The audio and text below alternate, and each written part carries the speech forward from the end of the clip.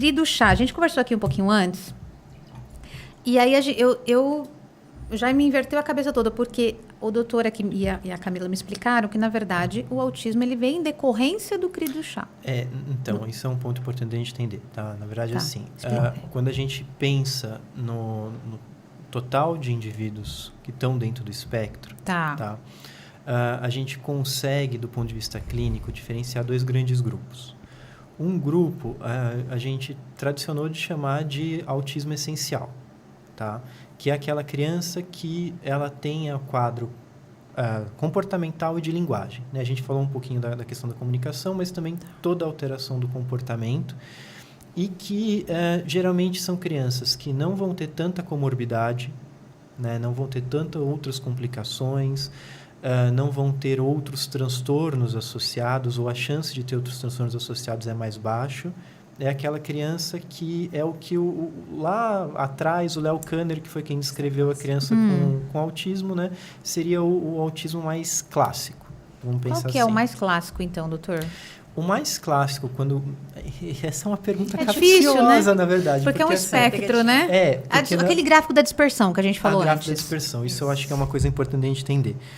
Quando o autismo foi descrito, a gente precisa entender que ele foi descrito, tá? Lá na década de 40, né?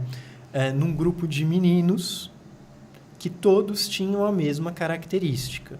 Eles não se comunicavam, eles tinham estereotipias, então eles ficavam se movimentando com o corpo, com as mãos, e não eram... eu vou usar a palavra funcional na falta, talvez, de uma palavra melhor, tá? Mas, assim, eles não conseguiam realizar atividades de vida diária, eles não tinham independência, tá? Eles tinham... Autonomia. Eles tinham os 2 pilares da alteração, a alteração de comunicação e a alteração comportamental. Tá? Na época, quando o Léo Kanner descreveu, era esse o grupo de pacientes. Um ano depois, foi descrito, o Léo Kanner descreveu nos Estados Unidos, um ano depois, o Hans Asperger descreveu pacientes muito semelhantes em relação a algumas características, mas os pacientes do Hans, eles tinham uma outra característica que, assim, eles não eram tão afetados, eles não eram tão graves, tá? E o Hans Asperger, ele era um médico austríaco, e a gente está falando de uma época aqui, Segunda Guerra Mundial, aí entra já um período um pouco conturbado, então... não existiu um entendimento de que as crianças que o Asperger estava descrevendo naquela época e que o Kanner estava descrevendo faziam parte do mesmo grupo, né? E aí isso acabou... Tanto que os trabalhos do Hans Asperger foram só revisitados muito tempo depois, na década de 90, quando a gente pensa nas releituras dos trabalhos dele, né? Mas o que a gente pode perceber daqui? Que a gente já tinha crianças que tinham características semelhantes, mas também tinham características muito diferentes. Quando a gente pensa o que é um autista clássico, se a gente for pensar em história, eu iria falar essas crianças que o Léo Kanner descreveu, que são crianças que não se comunicam, que não olham nos olhos, que não beijam, que não abraçam, que balançam o corpo, que têm a dificuldade da independência da vida diária, né? E esse que seria, talvez, do ponto de vista histórico, um autista clássico. Só que, com o tempo, a gente foi entendendo que existe um grau de dificuldade para cada uma dessas coisas que a gente pode pontuar que estão alteradas no TEA. Tá? E aí a gente vai falar de TEA, a gente vai falar de espectro. A gente para de falar de autismo e a gente começa a falar do espectro autista, né?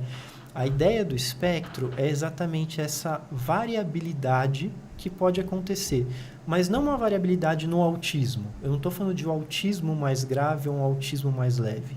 Eu estou falando da variabilidade dentro das características clínicas de cada coisa que o indivíduo com autismo pode ter. Então, por exemplo, eu posso ter uma criança com autismo que ela vai ser verbal e eu posso ter uma que ela vai ser averbal, não verbal, né?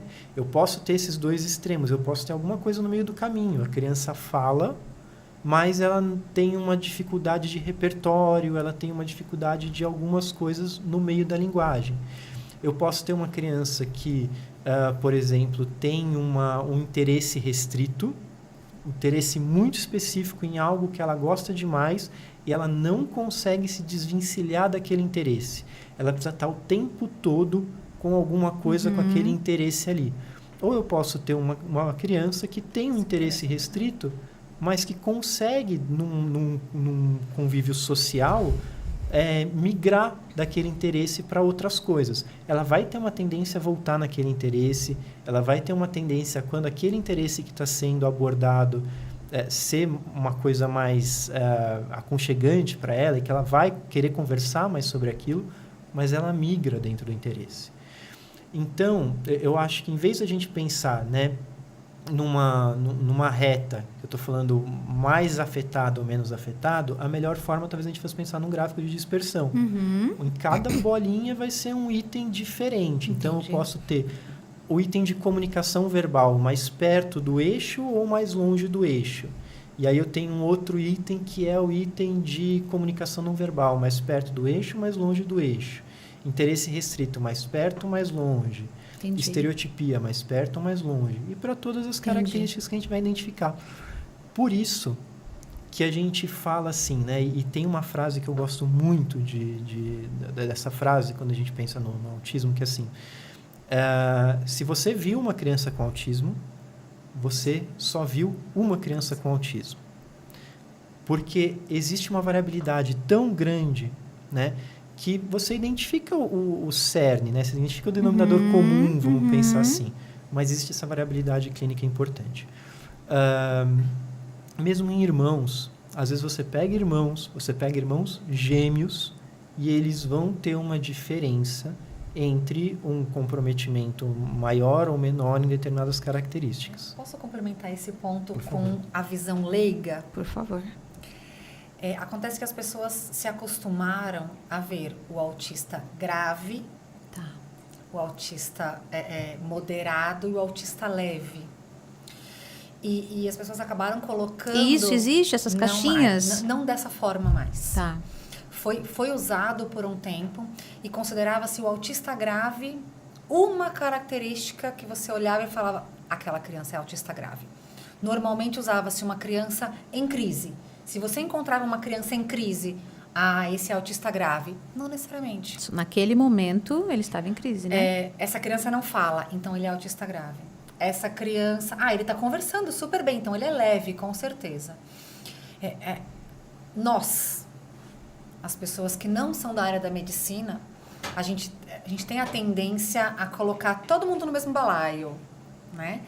Então, hoje, usa-se grau de suporte. E você consegue pegar crianças dentro do transtorno que estão no mesmo grau de suporte que seriam, por exemplo, as antigas crianças autistas graves. Chamava-se de autista severo, Hoje né? Você falou que o Arthur é grau 3. O Arthur é considerado autista grau 3. Qual que é a escala? De 1 a? 1 a 3. 1 a 3. Isso. Tá. Que era o antigo leve, moderado e severo. Ah, tá. Então, o Arthur é o que se chamaria antigamente de autista severo. Tá. Só que você pensa... Imediatamente, quando você pensa em autista severo, você pensa em agressividade. E o Arthur é um ursinho de pelúcia. Dá pra ver no Instagram dela, gente. Depois vocês vão ver. Pelúcia. Gente, ele apanha da minha filha de 2 anos. E ela é um ursinho... Não, ela é o Chuck. É um leãozinho. Ela tá mais pra um bonequinho. É um ursinho polar nervoso, ela. Ela dá choque, né? Mas, assim, você consegue pegar crianças no mesmo grau.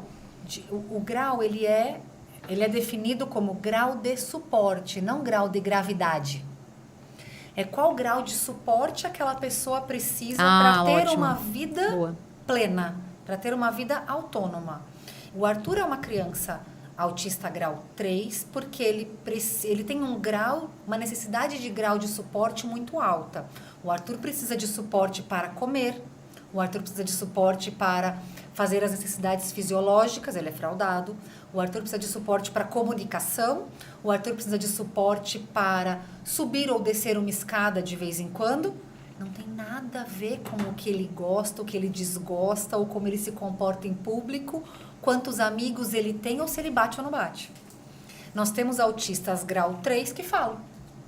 Nós podemos encontrar autistas grau 3 que conseguem se comunicar oralmente, verbalmente melhor, mas que precisam de suporte, por exemplo, para estar num lugar público.